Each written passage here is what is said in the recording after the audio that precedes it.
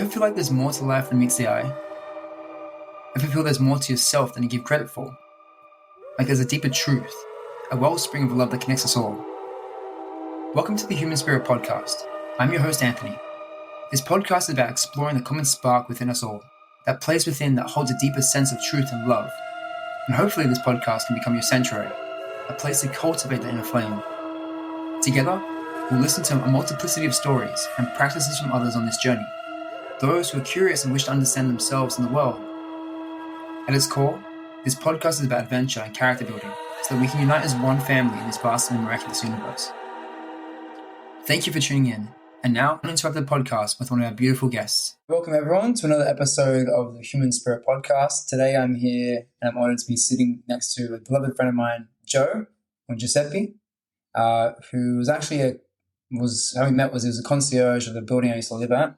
Also a fellow writer, and kind of just connected from there. And so today is Joe's birthday, and so you're 63 today, Joe? 63, yeah. How you feeling? Yeah, not bad. Except for my voice, yeah. Yeah, so do you want to talk about actually a bit more about your voice and give people some context around that? So why came you today? Last August I had surgery which saved my life, but something went wrong during the surgery and it paralysed my left vocal cord, so I wasn't really able to speak. It was as if I had severe laryngitis. It's only in the last 5 or 6 weeks that my voice has improved, and I'm hoping it improves even more, but it's very slow going, very slow process. But compared to 6 months ago, people can understand me. 6 months ago, they couldn't understand me half the time. Yeah, it's an incredible battle, and I hope it's getting better. It seems getting better compared to the last time. Well, I hope so. Yeah. I want to go back to normal. I miss my voice. So. Yeah, and so I'm giving you a voice today. Yes. So for me, this is doing a podcast for the first time. With a voice like this means a lot to me, to be honest. From an emotional perspective, it's a big thing, and I'm happy to be here today. Awesome. And what can everyone, expect, Joe, today out of today's conversation? Well, the topic I want to talk about today is overcoming adversity. We all go through difficult times. Some of us go through trauma and things that I've learned over the years, what you can do to help yourself to overcome adversity. Mm. And so what sparked that? Do you think that's because a lot of people out there you see are struggling with their own adversity as well, and you want to, carve a path for others to follow? Is that? That's right. Yeah, that's right. That's one reason. The other reason is I have been given a second chance in life, and I believe it must be for a reason. Mm. Maybe if I can help others, then something good has come out of it. Cool. Well, let's do our best today, Joe, and see what comes out of it. So did you want to maybe start off with your own adversity? I guess the first milestone for you that you kind of overcame and where you were at, what that was like. And yeah, I had to, recently I had to deal with post-traumatic stress disorder. Mm-hmm. And then not long after that, I got diagnosed with cancer. So I had to deal with that on top of the PTSD symptoms. So it's been a very difficult road, a very long road. So pretty much 3.5 years of hell. Mm. And what got you through that, do you think? Well, there's 7 steps I want to talk to, and you would notice a lot of them are interrelated. Step 1 is write it down. Write down what you feel. Write down the emotions. I think the biggest mistake people make is they bottle things up. They don't want to talk about it. And I think that's the worst thing you can do. So you feel your emotions, acknowledge them, write it down. There's no rules. If you feel like swearing on paper, swear on paper. When you finish, destroy the paper. Tell no one. show no one. It's only for your eyes only. If it's something quite profound that you have written, something powerful, leave it, read it again the following day, then destroy it. So anytime you feel something, write it down. So what sparked that, I guess, that number one stage? Was that because you didn't write things down because you're a writer? So did you write things down at an early age and you found that it helped you out throughout your journey? Or I realised that in 2012, when I started writing my memoir, I started writing my memoir as a cathartic process, as a healing process, and it was difficult. But at the same time, I found it healing. And since then, any time I feel something needs to come up, I just write it down and then destroy the paper.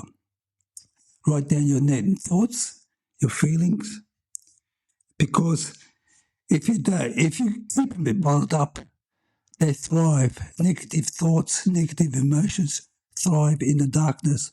You shed some light on them, they lose their power. I was speaking to an elderly man in 2005, and he wasn't in a good way physically and also emotionally.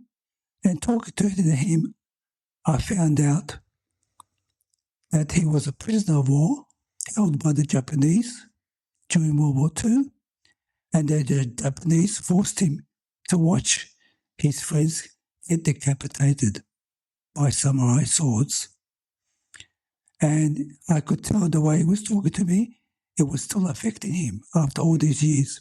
And then he said to me, I don't want to talk about it. I don't want to talk about it. And I thought to myself, big mistake. That's why he was in a bad way. All those negative emotions had manifested themselves physically after all those decades. it's a big thing in today's society as well. I find that with myself and my friends and like other colleagues and stuff. I think there's definitely a trend with that, like the shame or guilt behind sharing your story, what's happened to you, because you don't want others to see you as possibly weak or vulnerable. But you're right, and I've experienced that in my own life, but also I guess with people that I know in my inner circle. Like the inability to share that often comes like it represents that they're not in a great state. And you find that once they've actually started to talk about it, they share it, they come back to the party, and they, or just back at coffee, you see them next time they actually open up about this thing, you just see them, they're a lot lighter for sharing it as well. And so I think you're right with that. It is a big issue today. And did you find that as well with your friends and family, a certain pattern that if they didn't share things, it tended to come out in other ways? Yes. It was a lot of things I believe now, looking back, that my mother and father should have spoken about, but never did. Kept me in the dark. So I think that's wrong. I think people should speak up more. But yes, I think I left it too late. I was holding on to a lot of anger, negative emotions, and to be honest, I wasn't surprised when I got diagnosed with the cancer, because I knew after 3 years of crap that, I ended up had to go to hospital. So, yeah. Yeah, because we're pretty big fans of Louise Hayes and Deepak Chopra. And I don't know if you're familiar with the term of emotions are energy emotion. Are you familiar with that term? That saying? So like the emotion of anger, the emotion of fear, sadness, grief. Yeah. Without expressing that, the energy stays within the body and doesn't actually just like you're holding on to it, right? And so that causes static energy and causes disease in the body. And so that's how how emotion plays out in an energetic way. Is that that's what you're that's what you're saying? Yeah. It's been hard. The second point I want to talk about is about taking action. A lot of people don't take action, so you speak up. And that especially seeing a counsellor seek professional help. Very important. And maybe try different types of therapy. See what works. Or they all work in different ways. Some I believe, from my experience, are more potent. The therapy that helped me the most lately to get to this point today was art therapy, where what they call multidimensional therapy, and I found that very, very powerful, and it just shifted everything. Even it really helped me with my PTSD, and I'm in the best I've been in a long time. I can honestly say today I'm in a good place. So it's very important to take action, because if you don't make a move, nothing changes. If you're just going to stagnate. Yeah, same thing with energy and motion, right? It's the same. I think there's a bit of a theme here with the stuff you've written down. Even the next point we'll come up to as well. It's about releasing energy, and being in flow, sort of things, and I guess being aware as well, being conscious of your emotions. Carl Jung talks about it as the shadow, with the shadow aspect as well. What's your interpretation of the shadow? Yes, of you. I don't know much about it, but okay. I've heard about it. Yeah, so because I guess from my understanding, the shadow is like it's the parts of yourself that you neglect growing up. So imagine that like you have all these different traits within you, and there are some that your parents and society says that's okay to show others, and there's other parts of yourself that you're not allowed to show. So maybe that was your creative side, maybe that was your emotional side, or maybe that was your desire to play a certain sport or a certain interest. And so over time, you essentially program yourself to neglect that part of yourself, to not show others. And so that gets integrated into your shadow character. And so it's not something that you reveal to others very often. And over time, as you age, you forget that those parts of yourself exist. And you can imagine that each one of those parts of you is like a character that exists within you, and it's trying to come out over time. And so what it does is it tries to like poke fun at you, or it tries to it causes chaos in your life because it's trying to wake you up. So it's not necessarily evil or like not your friend. It's the part of yourself that you've turned away from, and the part of yourself that you've neglected. And so you're somewhat at fault for neglecting that part of yourself, because it's a part of you and it should be integrated. And so then you go through the process of individuation, which is what Jung talks about, which is about exploring the unknown, exploring different concepts, ideas, therapy, going back into the subconscious mind and exploring the stuff that you've, I guess, hidden from yourself in order to become a complete individual. And so that, I guess, that kind of takes, it's a lot about, and it is about action. It's about going on the journey and actually going to exploring and finding those parts of yourself. And is there any parts of yourself that you felt that you neglected in particular? Taking action? You're not taking action sooner. Okay, towards what? Seeking that professional help.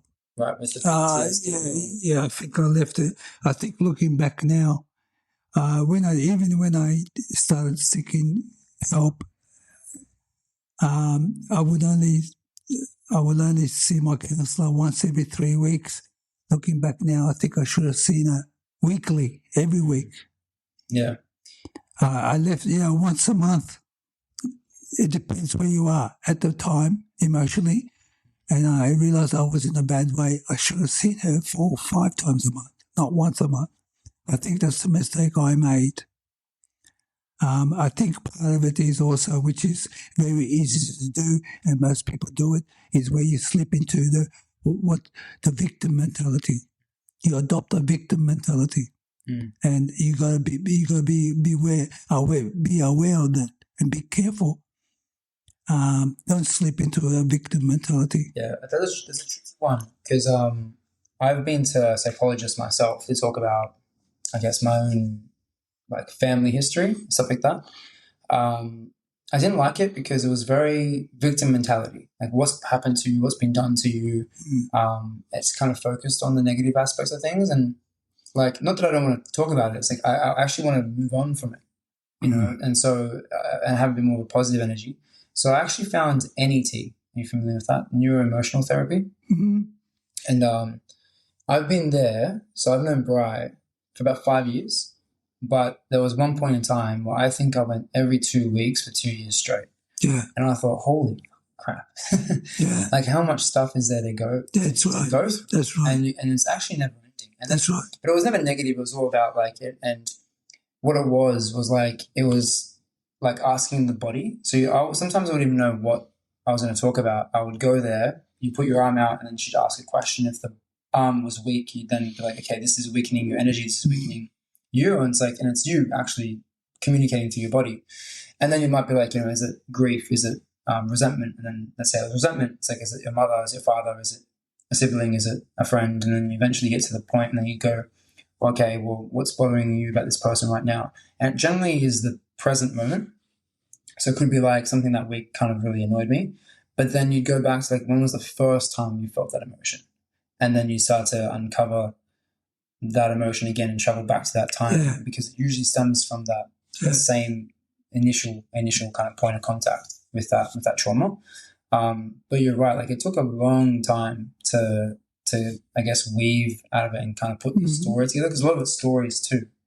And you find that through a lot of your work, obviously being a writer again, that the story of your life, even through your memoir, has become clearer. And so the clearer that your story has become to you, the easier it has been to, I guess, deal with the emotions of it as well. Is that something you found? Yeah. That's right.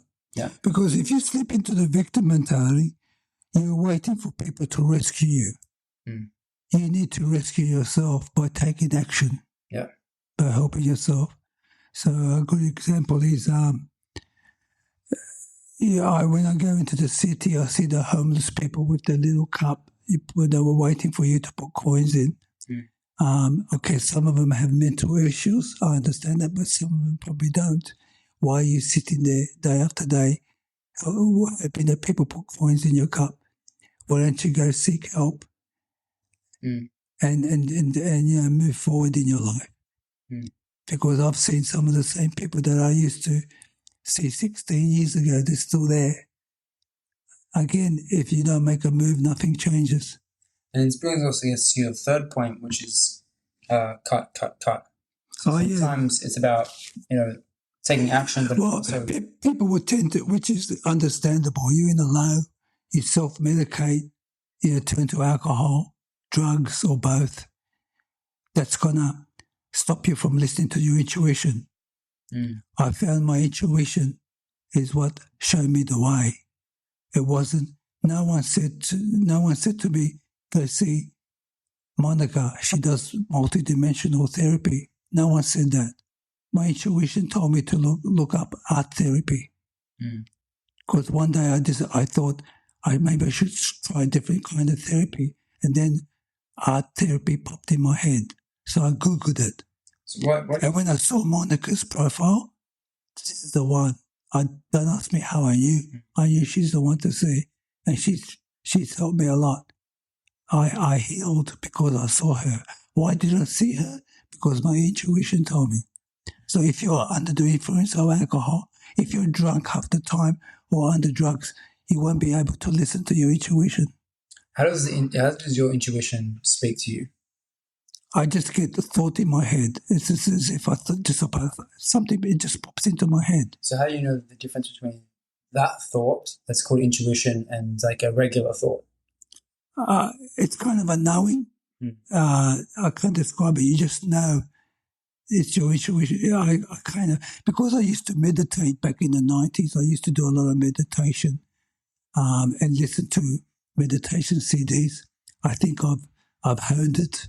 And now I can tell the difference between a regular thought and this and something that comes from my intuition. I just know when it comes to say, okay, that's my intuition talking. I know. So I guess another differentiation there is that thoughts that you have, come from yourself. It's like that's Joe's thought, but then there's the intuition, which is another thought, but you don't accredit that to yourself. That's right. From something else. That's right. Yeah. That's right. And that's I believe that's why meditation helps. I really recommend meditation. if you can get to that kind of mindset where you can meditate, keep calm, and tune in. It tunes in your intuition, and your intuition will guide you. If you listen to it, will guide you in doing the right thing. That's no one pointed me to the psychologist. No one pointed me to Monica. My intuition did. I think it's Socrates. Have you heard of the stories of? Yeah, I've heard the name. Yeah, but I don't. I believe it was Socrates, and the story is about how he called it your daemon. Have you heard of that term, daemon? No. So daemon is pretty much like your conscience or your intuition. It's that voice inside of you that you don't accredit to you. It's like this other voice. Like sometimes like that voice sometimes like, you're walking past dirty dishes and there's a voice inside you that goes, clean the dishes. Yeah. And you're like, oh. And you have that feeling like, oh, I know I should. Yeah. It's that same sort of, oh, I know that. Or it's like, oh, you shouldn't have said that out loud to someone. It's like, it's that knowing. It's like, oh, crap, that's right. Like that thought I had is true. And you can tell the difference between them. It's a knowing. It's a simple thing. It's a knowing. You just know it. Yeah. And so he had this practice too, where he would, no matter what that thought said to him, he would go out and do it. And so some people would call that like the voice of God, a relationship to God as well. It's like that intuition, possibly even your higher self guiding yourself. Yeah. And so he dedicated his life to that. And I think a lot of his knowledge came from following his intuition, obviously, as well. But he became so popular in his town that he was giving all these teachings away that they eventually wanted to kick him out. Yeah. And they said, look, Socrates, like, we're going to kick you out of here. And what you've been found like guilty of like for treason as well, because it spoke against the philosophy of the current culture. So, but they said you're a really wise man, and we want you to to have a good life and go away. And and then the voice inside of his head said, don't go, stay there and get hanged or die. Yeah. And he listened to that, and it's pretty incredible because, if he had just left and gone, we don't know if he would have been as famous or as monumental in his time because of that, the impact of that sacrifice. Same thing with Jesus. I find the same thing. Like if he didn't actually listen to the voice of God, which is again some sort of to sacrifice himself, and then even the whole resurrection process is like you wouldn't have had such a strong impact. And same as the other guy as well, the monk. I remember with the wars, and he set himself on fire as well. Do you remember that? That was quite recent. It was like 10, 12 years ago. No, I don't remember. I think it was I don't know, maybe it was Vietnam or something like that. And like raiding in, and this monk came in and just lit himself and sat there in a meditation and made a big, massive stance on that. And it was just incredible. And so it's like, you can't rationalize it either. A lot of the things that I think your intuition tell you have no idea. Like it doesn't make any sense. And so I feel like that's what's really hard. You asked me before, like, what's the problem with, I guess, our generation with the younger men, or what's going on? I think we've actually lost faith with that part of ourselves. And so we don't make choices based off our intuition or based off that voice. We make it based off logic, which means that there's a difference to me. I mean, some things make logical sense, which is great, which you love and you act towards. But sometimes we choose logic because we're so fearful of what that other voice is telling us. We don't want to listen to it because we don't know what's going to happen. And so we make choices that seem logical, but they're actually it's just fear. And so sometimes we confuse our fear and our logic together. And I found that's actually been one of the biggest issues. And to add to your point on cut, to get rid of things, the root word of cut is decide. So decide means to cut it. So it's to let go of things. Yeah, and exercise, keep in tune, basically. You're keeping your body in good condition, so you're in tune with your intuition. I'll tell you a little story. A guy I used to know back in 93, we were walking along in one of the suburbs here in Sydney, and he wanted to start a new business. He was a hairdresser, but he wanted to get into the food business. We walked past, I was next to him. We walked past a pet shop, and he said, "This is it. This is the place I want." And he walked inside, and he asked the lady inside, if she will surrender the lease to him. She said, yeah, she wants to get out of it, the pet shop. He turned the pet shop into a takeaway shop, a seafood place, and it did well. And I saw it firsthand. His intuition played a big part. As soon as he saw the shop, an old building run down, he said, this is it. This is a place I want.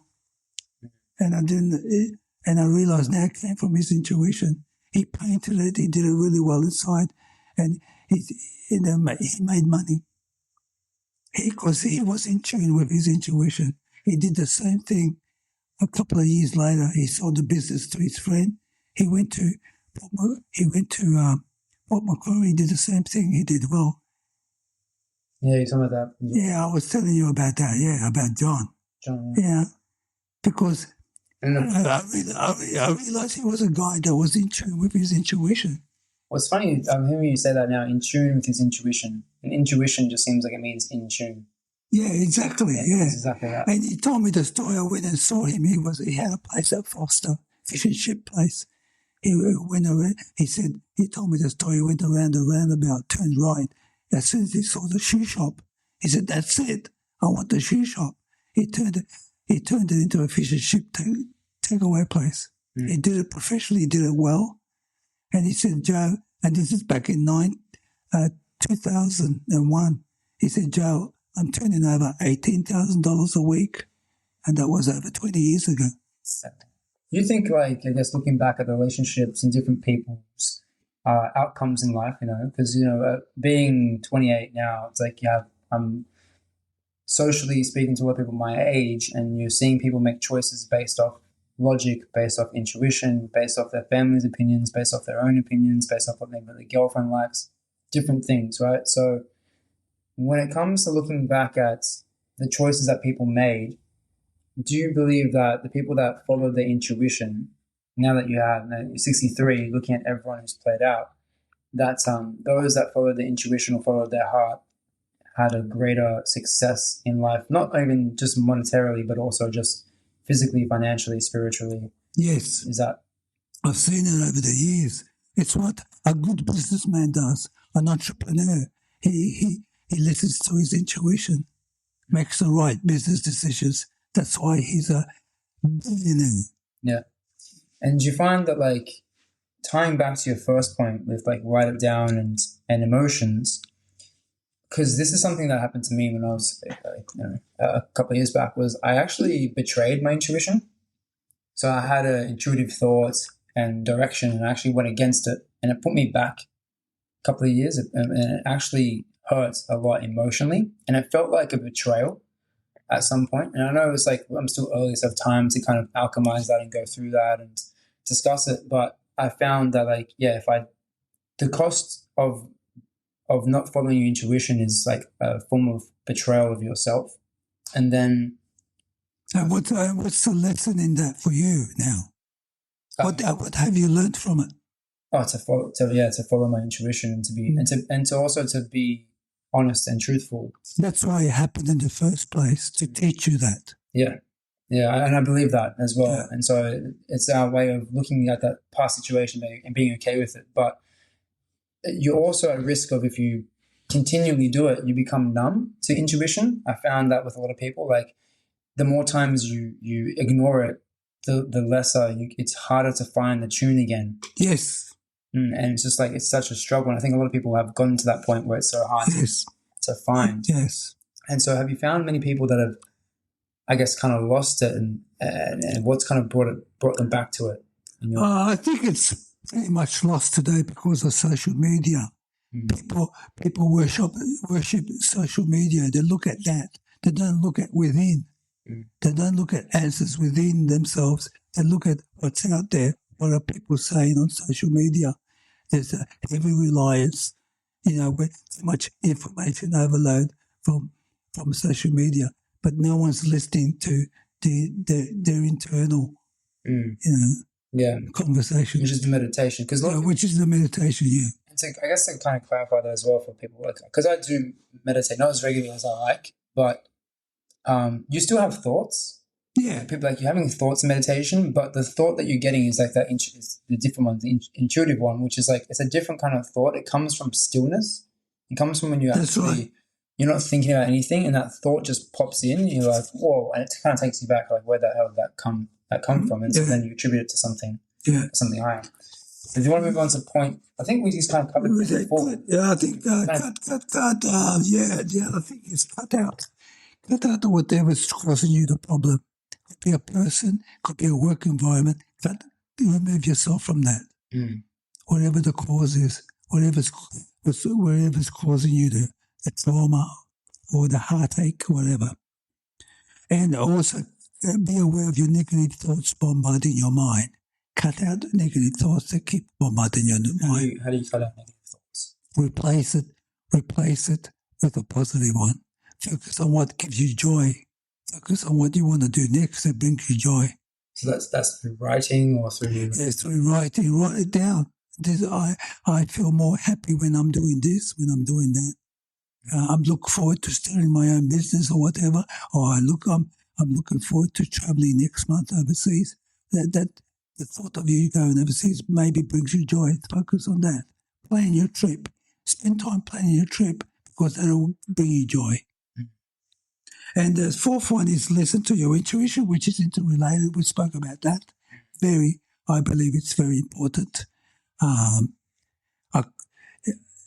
There was times when I sat back because of victim mentality, but then luckily I snapped out of it and thought, no,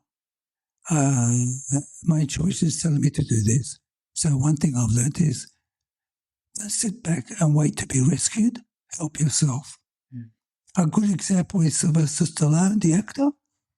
When he was young, back in the late 60s, early 70s, he was pretty much penniless, living in the slums, of New York, cockroach-infested flat, and he could have just gone out and sat in the corner and hoped for people to give him coins, but he spent his evenings writing scripts, writing stories, because he wanted to get out of it, find a way. He's a very creative man, and it was in the early 70s when he came up with the story for Rocky, and then he did all the best he could. At one stage, he had no money. He had to sell his dog, and walking back to his flat, he started crying because he loved the dog, but he had to sell the dog for $50 so he could eat. But he didn't go outside and sit in the corner and beg with his little cup. He said he helped himself. He started writing scripts. He wrote the script for Rocky. He ended up, as you know, in 76, they made the movie Rocky, and the rest is history. So don't wait to be rescued. Take action. I'm touching that other point with the dog again. And he comes back and doesn't he find it? Yes, when he made money from Rocky, he spent a few weeks standing outside one of the main streets, hoping that the guy will walk past with his dog. And one day the guy walked past with his dog. He said, I want to buy my dog back. And then he said, I'll give you $500. I sold him for $50. I'll give you $500. Guy said, no.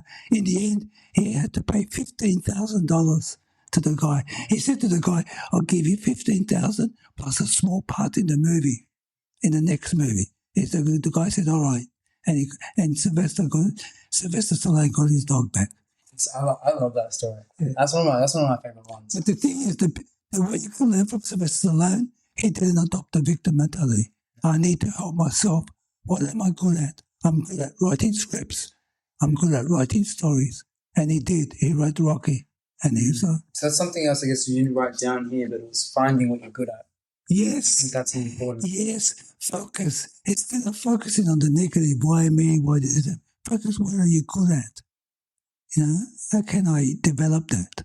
And so what if someone doesn't know what they're good at? Have you found, because a lot of people, even, I guess, in my generation, we don't know exactly what we're good at just yet. So what would your advice be to someone? Well, I was there.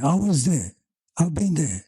I banged my head for 11 years trying to work out what to do. Well, yeah, I didn't know. I was lost. And then all I did is I trusted that when the time comes, I will be shown the way. And in 2005, I was shown the way. In 2005, I not accidentally, but kind of stumbled into teaching English to international students. And I've been doing that ever since. And I realized after I started teaching, within a week, I loved it. I didn't plan it. I stumbled. It was the universe. It had eventually shown me the way. So the faith is the main. So, yes, that's no, very good. Yes, perfect, Anthony. What you said. Faith is a very important ingredient you need to have. Yeah, I found this to be the biggest one. Yeah, I still, although podcasting, training, writing, it's still exploring things. I still don't think I've eventually come to it. Actually, podcasting. I actually really love podcasting. Yeah. It's been, I really enjoy it. I don't know if it's the end all be all and it's the one thing that I just focus on, but it's to do with storytelling. So it's still kind of slowly revealing itself, like, writing storytelling, podcasting storytelling, listening to other people's stories, coaching is finding people's stories. So it's around that, but it hasn't punched me in the face just yet. I think I'm yet to stumble upon it. So anyone that's feeling lost, just be patient and trust. Have faith that when the time comes, you will find. If you haven't found it yet, it's because it's not your time yet. But faith has a lot of power. You need to feel it, not just say it. Feel it within you. Have faith that when the time comes, it will be shown the way. Well said. So moving on to 5, you got Number 5 is embracing adversity. Embracing adversity. So you're going through hell, but just understand that it's making you stronger. Well, like they say, what doesn't kill you makes you stronger. The strongest trees are the trees that struggle in the wind. In the old days, they used to purposely leave certain trees out in the open in a strong wind because the fibers become stronger. Then they will use that timber to make the wheels for the wagons, the horse-drawn wagons, because it was the strongest timber, it had the strongest fiber. Because for months and months, the trees were struggling in the wind, they developed strong fiber. Yeah, I think us and trees, or people, humans and trees, are very aligned. The first thing I realized was that they convert carbon dioxide into oxygen, right? And then humans convert oxygen into carbon dioxide. Yeah. So there's this very interesting, I think there's a biological sort of connection to trees. And then you have obviously the tree of life, the wisdom through trees. And there's something about, and I think we used to live in them back in primal times, a lot of shelter. We built wood. We did a lot of stuff with that relationship with them. But there's also this concept of being anti-fragile as a human, which is what a tree is. So your bones are the same thing. If you break a bone, it grows back stronger. And so that's why in a lot of martial arts, they'll break their arms, they'll break their legs. So when the bone comes back together, it's stronger than what it was previously. And so I think the human, not just human, but a lot of nature is designed in this way for it to continually evolve and to improve itself as well. But it can be quite hard, I guess, embracing adversity. It is hard. It is hard. And that's the main point, actually, of the podcast. And why I titled it Human Spirit is because I think really the only thing you have at the end of the day is spirit. When you strip back all the bark off the tree and the skin, and you come back, it's what's that part of yourself? And I think, like you said, you have to go through that destruction process to find to find the light, or to find that part of yourself. Do you like Pandora's box? Pandora's story? Have you heard that? Yeah, I've heard of it. Yeah, do you know the story?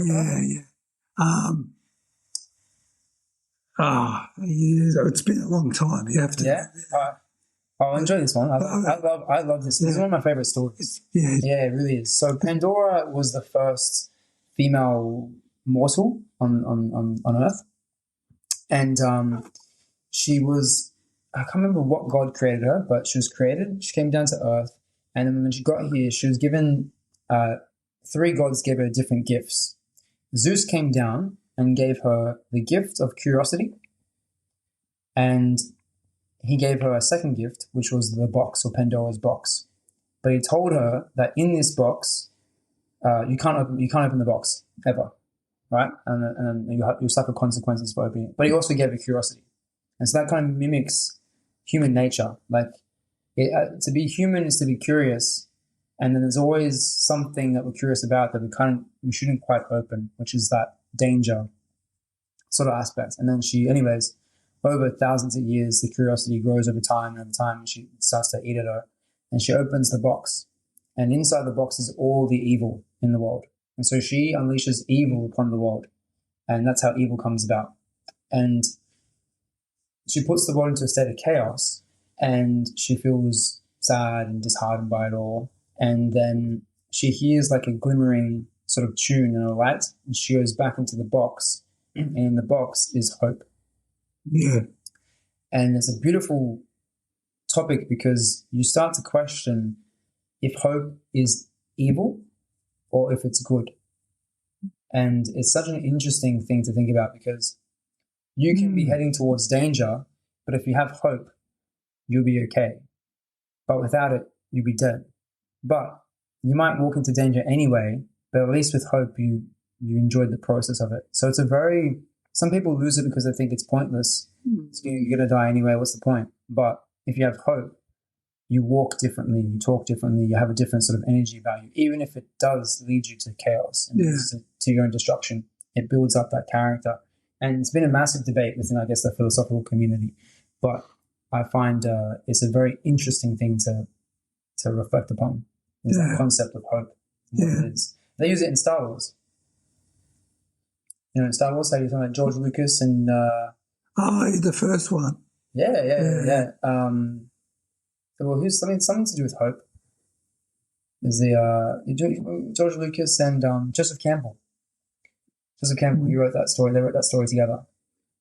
That's a good point you make because that's related to what I want to talk about next. The next point that's knowing that what you're going through is not going to last forever. There's that light at the end of the tunnel. After the storm, there's a calm. After the tsunami, everything's, it gets rebuilt back to normal. After a hurricane, there's a calm. So just keep in mind that what you're going through is temporary, and then there'll be calm. You come out of the other side stronger. And in my case, I feel that I am reborn. For me, it's a rebirth. Even though I'm 63 today, I feel that I've been reborn. So I'm ready for a new chapter in my life now. So what are you looking forward to the most? What am I looking forward to? Well, anyway, I'm glad. I know it sounds strange. I'm glad I went through 3.5 years of hell, but I wouldn't want to repeat it. So I'm looking forward to a peaceful, happy life, whatever's left of it. Because I guess, I've been in the dark hole. I don't want to go back there. Yes, it's made me stronger. It's made me more aware of things about me, about life in general. But I do not want to go back to that dark hole. So I'm looking forward to answer your question, I'm looking forward to a happy, healthy life. It's an interesting point. They did this study on rats, and they had like a piece of cheese. And so they would measure the speed or the motivation of a rat based upon its forward thinking, like it's driven by a certain object. And they measured it against fear as well, like the fear of a cat or something. They actually used cat fur or something, and they measured that. And it actually was a lot quicker from the fear of the cat. And sometimes if you can't look forward, you do have to look back and use that, not in a negative way, but as a motivator to be like, I don't want to go back there. Yeah. And so And that can keep you moving forward and driving out. Because sometimes I guess some people, and myself included, you don't know where you're going exactly half the time. But I do know where I don't want to go. That's right. And so sometimes even knowing where you don't want to go can be quite powerful. That's right. That's right. But you said there's a calm after the storm. Yeah. Do you ever feel like you can be calm during the storm? Because there's also the eye of the storm, right? Which is it's not being thrown by it. It's actually walking with it, sort of thing. No. The only time I kind of started feeling a bit of calm was during my therapy with Monica. Then I could see there was a shift within me. But before that, the 3 years before that, it was freaking hell. It was hard. Yeah. And it was difficult. I had to rely on my intuition on every day to get by. There was no one there to help me. But I did see other therapists and different techniques. I've tried 3 main different types of methods of therapy, and they all helped in certain ways. But the last one was very, very powerful, and I'm very grateful for that. And Good to hear. And I'd just like to maybe my next step, going back to what you asked me a minute ago, it's probably my next step is if I can help others from my experience, that'll make me happy. Yeah. I'd like to see you do more writing and talking. Yeah, I need to do more writing. Yeah, you're right about that. Yeah. You get your final point there, which you kind of touched on as well. Moving forward. Yeah, moving forward was what I just said. I like to move forward by maybe helping others through I don't want to waste my pain if I can help others from what I've learned over the last 40, 50 years. Is that the same for others as well? So what was that? Is that the same for others? Like encouraging them to use their pain as a sort of... Yeah. Why waste your pain if you come out of it the other side? Well, I think that's transcending your pain, right? That's the point where it's painful still, but you've gone beyond it. Yeah, it no longer has a hold of you. It no longer hurts you. Yeah, I found that out with my memoir when I first started writing my memoir, because I was raised by an abusive mother, and that was difficult to write about. But now when I go back and read it, and I've read it about 8 or 9 times, it no longer has power over me. It's no longer painful. The more you look at it, the less painful it becomes. Would you say that's your interpretation of enlightenment? Yes. Yep. Yes, good way of putting it, yes. But when I first wrote about my mother, it was, all these negative emotions within me. I had to put the stuff down. I had to stop writing. But now I can go back and read it, no problem. I don't even blink. So you're quite, I guess, familiar with a lot of these speakers from back in the 80s and 90s. You speak about that a lot, like Louise Hayes and Deepak Chopra, Wayne Dyer. Yeah. It's kind of gone. Stuart Wilde. I guess for the audience, do you have like a recommendation of books and people that they should listen to, or philosophies, maybe even points out of those? Let the books choose you. You don't choose the book. Let the books choose you. What feels comfortable for you when you look at the book? Yeah. Maybe for you, what Louise Hay talks about resonates with you, or maybe not. Maybe it's Wayne Dyer. Maybe. What were they talking about? Because I guess it's something that a lot of our generation people today aren't familiar with. So what was the main point that these people that were so impactful on your life, what was the point? A good example is Louise Hay. Yeah. She overcame child sexual abuse. She was abused, I think, from memory, I think at the age of 5, she was sexually abused by her stepfather. She managed to overcome that, deal with it. She lived to be almost 91. But she used that pain to help others. She used to run conferences and, meditation classes or whatever. And that's what she spent her life. Late in life, that's what she was doing. It's about tapping into your inner power, your inner self. Tapping into your pain and overcoming it. It's a big theme. And she's a good example of talking about it. She did fell up about sexual abuse. She spoke about it. She wrote about it in the books. She shone light on it, and that's why it's lost its power. If you don't talk about it, it's going to have a hold over you. But talk about it, shine light on it, and its power diminishes and no longer has a hold. I noticed that with my memoir. The more I write about my mother, the less power my past has over me. Because you're able to see it, which is I guess to swing back full circle to the shadow aspect. What really resonated with me was Carl Jung's work on the shadow. When I really started to realize what he was talking about there, I was like, okay, it's just the parts of myself that I don't want to look at, and eventually they're going to come out unless I, either you wait and do nothing, and they will scare you and cause chaos in your life, kind of like they have a hold over you. You're saying, but they do. Like they're gods and they're playing, and they're kind of. It goes hand in hand with the jester or the joking archetype, and that's why, because it's not. And it took me a while to figure out that it's actually beneficial for me. It wasn't actually out of hatred; it was actually out of love, too. Just in a different style, a different way. Like the way I think about this as well is like your closest friends, your family, they make fun of you for the things that are probably true about you that hurt you. Oh, you're always late, or oh, you always say this thing, and they poke at you all the time. And so not because they actually hate you or they're trying to belittle you, but so they're kind of calling you to become better and to actually adjust these things and fix these things in yourself. And the same thing happens to you internally. The things and parts of yourself that you're embarrassed about or you're scared of, and you keep making the same mistake or error. It's happening because there's a part of you that loves you and cares for you so much.